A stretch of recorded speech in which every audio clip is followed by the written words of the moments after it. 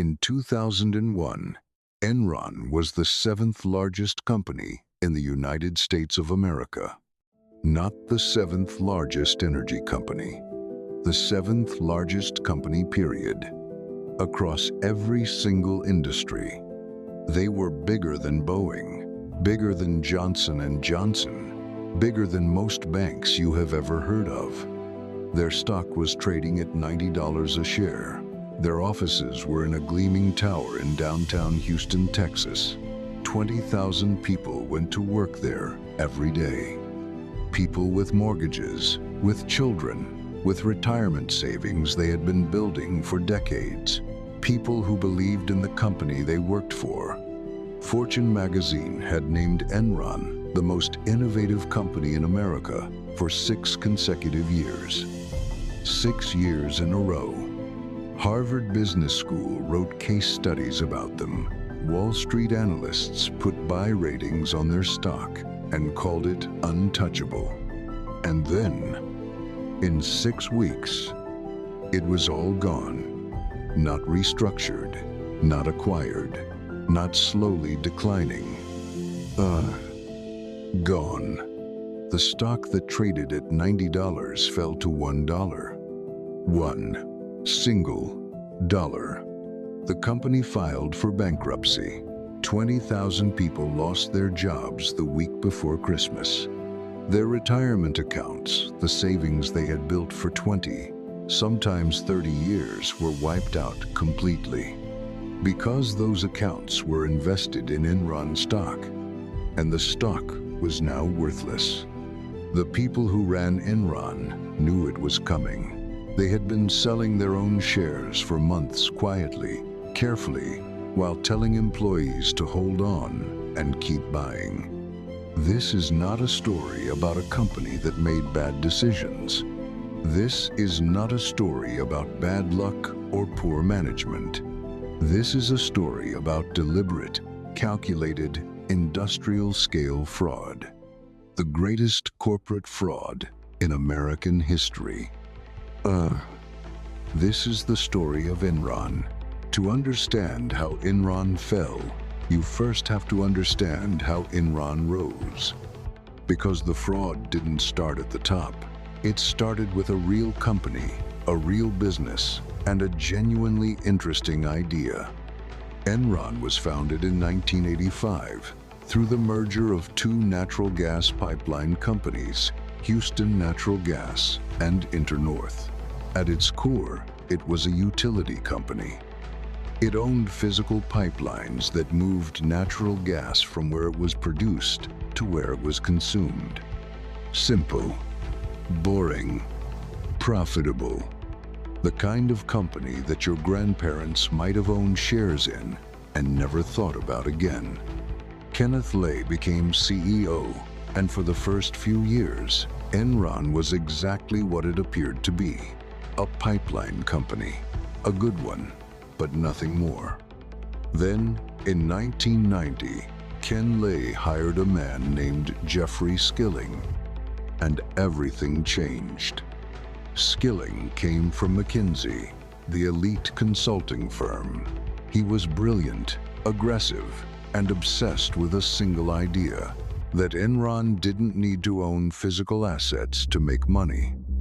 Instead of being a company that owned pipes and plants, Enron could become a company that traded energy contracts, buying and selling the right to receive energy at future dates at fixed prices. Like a bank, but for electricity and gas instead of money. He called the concept asset light. The idea was that owning physical infrastructure was actually a disadvantage. It tied up capital, required maintenance, and exposed you to local regulation. But if you could trade energy like a financial instrument, you could operate everywhere at enormous scale with minimal overhead. The concept was genuinely radical. At the time, energy markets were heavily regulated and largely fixed. The idea of treating energy like a financial derivative, something that could be bought, sold, speculated on, and arbitraged was revolutionary. And in the early years, it worked. Enron became the dominant player in the newly deregulated natural gas market. Then they moved into electricity, then broadband, then water, then weather derivatives, yes, actual financial instruments that paid out based on whether the temperature in a given city was above or below a certain threshold on a given day. If you think that sounds insane, you're not wrong. But Wall Street loved it. By the late 1990s, Enron was everywhere. Their trading floor in Houston was one of the largest in the world. Their revenue grew from $10 billion in 1996 to $101 billion in the year 2000. $101 billion in a single year. Forbes called it the most admired company in America. The stock price climbed continuously. The culture inside Enron became one of performance at any cost. If you were making money, you were untouchable. If you weren't, you were gone. And at the center of it all was a deeply uncomfortable question that almost nobody asked. How exactly was Enron making all this money? The trading business was complex. The financial statements were opaque. When analysts tried to model Enron's earnings, the numbers were difficult to reconcile. The cash flows never quite matched the reported profits. But the stock kept going up. The executives kept winning awards and asking hard questions about a company this successful felt, somehow, impolite. That discomfort, that reluctance to question the obvious, is what made everything that followed possible. The fraud at the heart of Enron was not a simple one. It wasn't someone stealing cash from the register. It was an elaborate, multi-layered system of deception designed by smart people, executed with sophistication, and hidden in plain sight inside financial reports that no one fully understood. At the center of it was a man named Andrew Fastow. Fastow was Enron's chief financial officer. He was in his 30s, ambitious, technically brilliant, and as would later become clear, willing to do almost anything to keep the numbers looking good. The problem Enron faced was straightforward, even if the solution was not. Enron's trading business generated enormous paper profits, but very little actual cash. Under a controversial accounting method called mark-to-market accounting, Enron was allowed to record the full estimated lifetime value of a long-term energy contract as profit in the year the contract was signed, even if the cash from that contract wouldn't arrive for 10 or 20 years. This meant that Enron could sign a deal today, book $100 million in profit today, and never actually receive that cash for a decade. The profits were real on paper. The cash was not. Fastow's solution was to create a network of off-balance sheet entities, special purpose vehicles, they were called, that would allow Enron to hide its debt while generating the appearance of cash flow. He created over 3,000 of them. 3,000. He named some of them after Star Wars characters: LJM Cayman, Raptor, Jetty, Chuko. The names were almost playful. The purpose was not. The mechanism worked like this. Enron would transfer a troubled asset, something that had lost value or was performing poorly, into one of these entities. The entity would take the asset off Enron's books. In exchange, Enron would record a gain. The debt would disappear from the balance sheet. And Fastow, in many cases, personally profited from managing these entities, earning over $30 million in fees that Enron's board had approved without fully understanding. The auditors were Arthur Andersen, one of the 5 largest accounting firms in the world, with a reputation built over nearly a century of auditing. They reviewed Enron's books every year. They signed off on the financial statements. And Enron paid them $52 million a year for their work. To put that in context, $52 million from a single client. That is not an auditor-client relationship. That is a dependency.